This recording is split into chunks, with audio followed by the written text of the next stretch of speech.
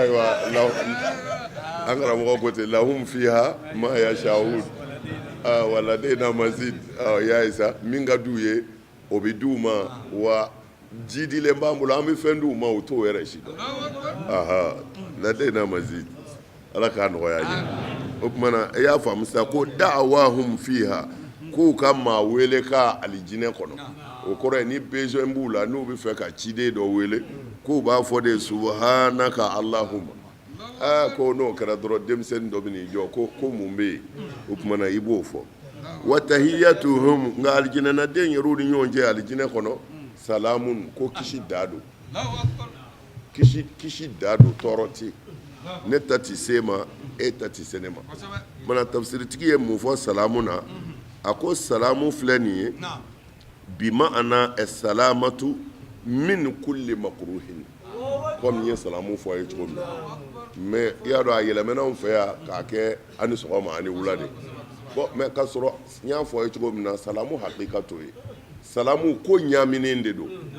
o y'a sɔrɔ i bɛ disa jalamugu meleke k'i da bɛɛ tugu fo alakira sɔlɔlɔ silam a ka hadisa dɔ b'a la a b'a haramuya maa o maa ye lisa a da datugu ni jalamugu ye ko n'a y'i fo i kan'a jaabi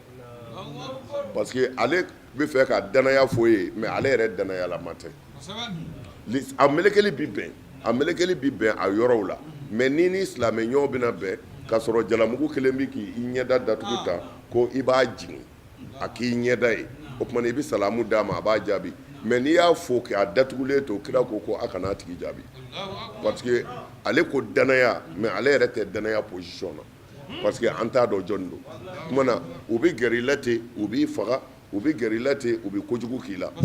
o de la salamu nana n y'a fɔ aw ɲɛna o tuma i b'a fɔ i silamɛ ɲɔgɔn ma assalamu aleyka walima assalamu aleykum o kɔrɔ ye kisi b'i kan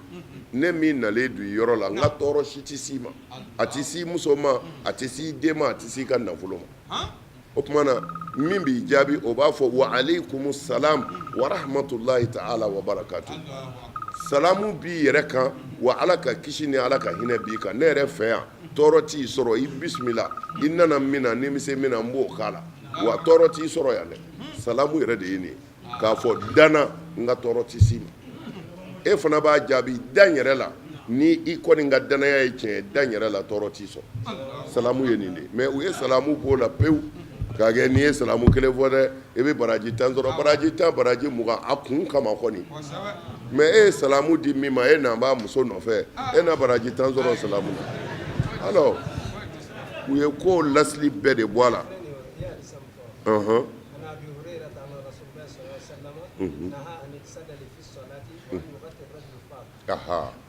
y'a ye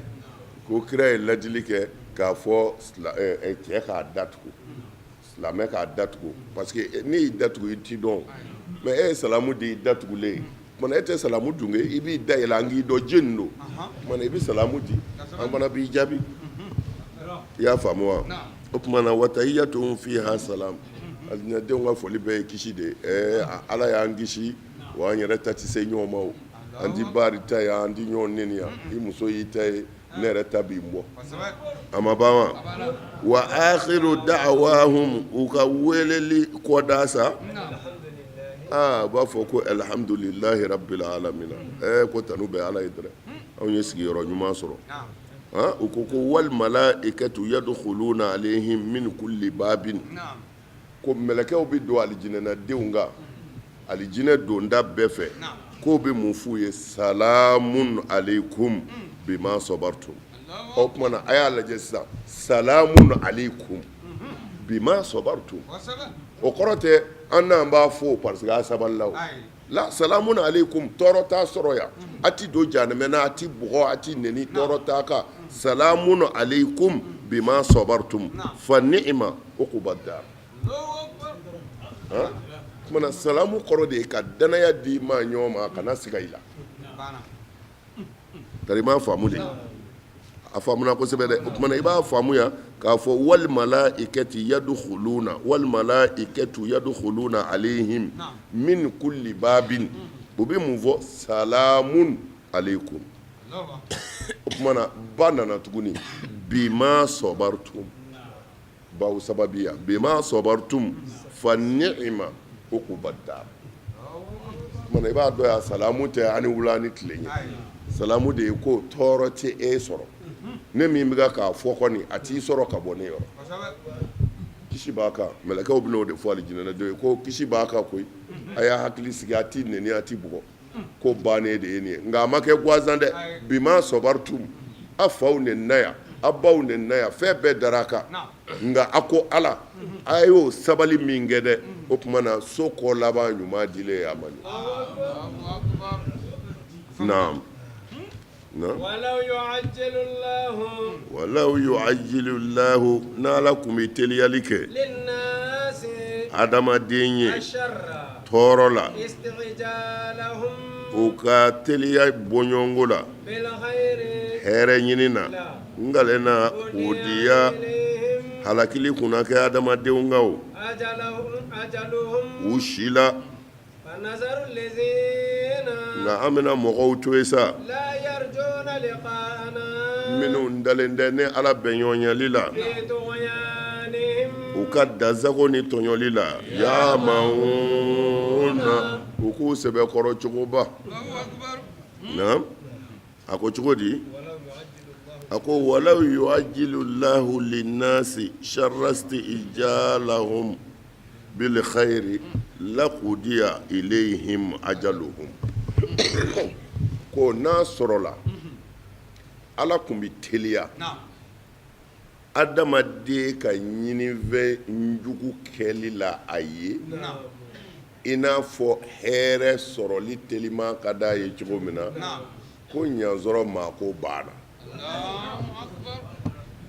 ko ɲansɔrɔ maako banna fiyewu o tuma na u ko ko nin aya in ko a jiginna mɔgɔw de la kira minnu cira i y'a dɔn kiraw cilen n'u ye kuma f'u ka mɔgɔw ye u b'a fɔ ayi ni ɲangata bɛ ala bolo a kana munna a t'a jigin an kan a y'a jigin balawu kana a ye layidu min ta ko ala bɛ balawu ka jigin an kan sisan ko n'a sɔrɔla ale ala tun bɛ teliya o cogo la u ko balawu kana yɔrɔ min na n'ala tun y'a jigin u kan i n'a fɔ u bɛ hɛrɛ telima nali fɛ cogo min na ko ɲansɔrɔ maaya banna o ye tafsirikɛla dɔw ta ye mɛ dɔw y'a jira k'a fɔ tiɲɛ don o b'a la ko nka a tɛ se ka dan o ma ko aya in bɛ fɛn wɛrɛ ta min t'o ye ko aya in b'a ta ka taa se mɔgɔ ma i n'i yɛrɛ i bɛ dimi ko dɔ la i b'i yɛrɛ danga i bɛ dimi ko dɔ la i muso fɛ i b'i muso danga i bɛ dimi ko dɔ la i den fɛ i b'i den danga i bɛ dimi ko dɔ la hali i ka yɛlɛnka daba fɛ i b'i sen kɛ k'a tan k'a danga ala ko o danga min n'i y'o k'i yɛrɛ la i muso la i den la i ka daba la walima i ka mɔbili la ni ne ala kun teliyara k'o jaabi komi i bɛ fɛ hɛrɛ telima ka na cogo min na ko ɲansɔrɔ adamadenya tiɲɛna dɛ ɲansɔrɔ a banna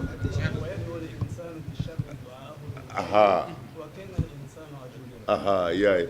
ayiwa adamaden bɛ dugawu ɲini hɛrɛ la cogo min na a b'a ɲini tɔɔrɔ la mɛ n'ala y'o jaabi adamaden bɔ fɔ a ka cɛ dɛ a b'a fɔ ala ne kun kan tɛ nin ma koyi i y'a faamu sa o tuma na a ye nin tafsiri kɛ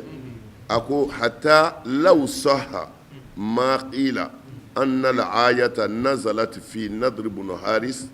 fa inna al-ibrata bi umumi lafzi la bi khususi sabab o tuma na tiɲɛ don hali n'a sɔrɔla nin aya in jiginna Nadr ibn Harisa de la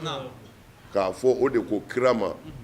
ko n'a sɔrɔla ɲangata bɛ yen ko kabakolo ka jigin an kan k'an bɛɛ halaki sisan a fɔ ala k'an bɛɛ ta tiɲɛ sisan bi azabin waqi'in laysa laha ayiwa o tuma na a ko o tuma na ala ma sɔn mɛ n'ala kun sɔnna digi kun ti kɛ min y'a demande la o la'alla tɔ minnu kun bɛna hidaya ka kanda don dɔ la olu bɛɛ tun bɛ halaki o tuma na ala man teli o cogo la o tuma na n'a sɔrɔla a jiginna Nadr ibn Harisa de la o tɛ baasi ye nka umumu sababu umumu lafzu ibrata bi umumi lafzi la bi khususi sababu kɔni ye Nadru ye mɛ aya ti jɔ o kan aya bi min ta ibra bi umumi lafzi kumana o ye an bɛɛ de ye mɔgɔ mana dimi i bɛ kuma dɔw fɔ hali a fɔlen kɔ kuma dɔw la dɔw yɛrɛ bɛ yen i bɛ nimisa la mais dimi bi o se mɔgɔ ma kumana o tɔɔrɔmafɛnw ala kana o minɛ an ma naam فنظر الذين لا يرجون لقاء odwa liqa'ana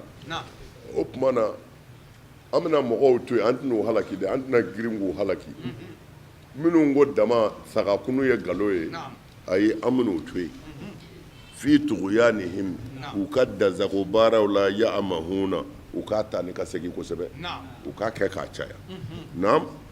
وإذا مس الإنسان الضر wa ni tɔɔrɔ ye adamaden sɔrɔ دعانا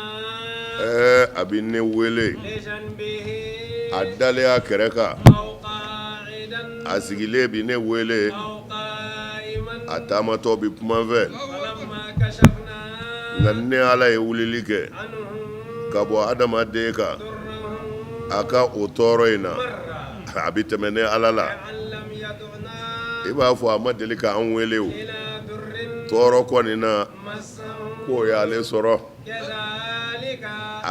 a bɛ nin cogoya kelen in de la زين للمسرفين masirili kɛra tiɲɛnikɛlaw ye ما fɛn na كانوا o kun kɛra yamalu na o b'o min baara i y'a ye cogo di o tuma na ala ko di wa iza masal insana durro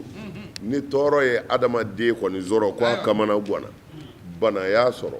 walima fantanya y'a sɔrɔ walima a fɔra den dɔ minɛnen don a da a n'ale janibe a dalen bi ne wele ala n den n'a bi yɛlɛmɛ su kɔnɔ ala nin bana in ye ne tɔɔrɔ sa dɛ ala n'i ma nin bɔ n kan fadenjugu ye n kɛ tan a bi ne wele aw qa'idan walima a sigilen yɛrɛ fana a b'i wele ala nin kɛ tan koyi n'o tɛ a gɛlɛyara dɛ aw qa'iman wa ala jɔlen n'a bɛ taama na a b'i kasama ni ala ma ka n wele o ye weleli da ye dɛ falama kashafna anhu durrahu tuma min na ni ne ala y'o tɔɔrɔ wuli ka bɔ adamaden kan marra adamaden de bɛ fitiri waleya ten pewu kɛ an lam yad'una i b'a fɔ a ma ni ala wele tile kelen ila durrin masahu k'a fɔ tɔɔrɔya sɔrɔ ko a delila ka kuma ni ala fɛ ayi o ti kɛ ɔnkɛ bana in juguyalen a ye ne ala wele ka ne wele ayiwa dɔgɔtɔrɔ dɔ nana o ko ko ale bɛ nin bana in dɔn o yɔrɔ bɛɛ o ye fura di banabaatɔ y'a yɛrɛ sɔrɔ a kɛnɛyara min kɛ a ko minɛta n'i kuma na n'a ka dɔgɔtɔrɔ in ye nin kun ye ne salen de ye ko sabadi seya mɛ o yɔrɔ bɛɛ a ɲinɛna ala kɔ a kun bɛ ka kuma ala min fɛ n'o de la dɔgɔtɔrɔ nana a ɲinɛna ala kɔ a marra a y'i pan ala kun n'o yɔrɔ bɛɛ a ko dɔgɔtɔrɔ de don ko ala tɛ i b'a fɔ a ma deli ka ne wele fiyewu o tuma na fɛn fila in de faralen don ɲɔgɔn kan sababu wal musabbib ni ni fɛn o fɛn tilal'i la i b'a jɛ dɔw nalola olu ye musabbibu ta ko foyi tɛ se ka foyi kɛ ala kɔ n'i y'a y'i kɛnɛya ala de y'i kɛnɛya olu ɲinɛna ala ka bonyaba fana kɔ a bɛ fɔ o ma sababu n'i ye musabbibu ta ka ɲinɛ sababu kɔ dɔrɔn i y'a jɛ n'i ye sababu fana ta ka musabbibu bila i y'a jɛ o tuma na parce que minɔgɔ bɛ ne na ne b'a fɔ a ye na ni kuranɛ ye nka a y'a kalan n b'a fɔ a ye ji soli ka na o tɛ ala ye o ji ni y'a min n b'a fɔ alhamdulillah o tuma na ala de y'a kɛ ka minɔgɔ bɔ n na ala ni ci o tuma na mɛ ji in de ye minɔgɔ bɔ o tuma na mɛ ni jumɛn ala ka diɲɛ ye o tuma na ala ye sababu don ji la ko a bɛ minɔgɔ bɔ o tuma na kana ɲinɛ ala ka o sababu in kɔ ji la dɛ o tuma na a ye ji bonya n'o de ye o tuma na e yɛrɛ ka kan ka ji bonya n'o ye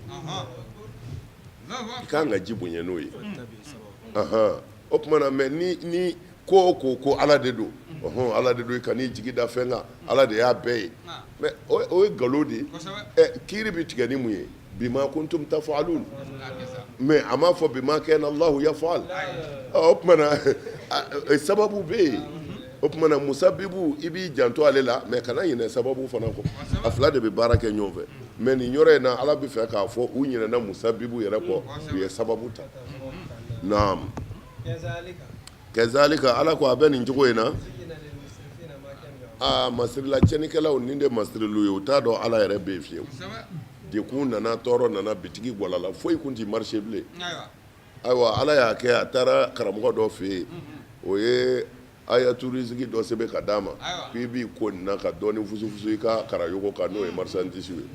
o taara kɛ dɔrɔn ale ka bitigi kɛra baw ye fo arabi minɛ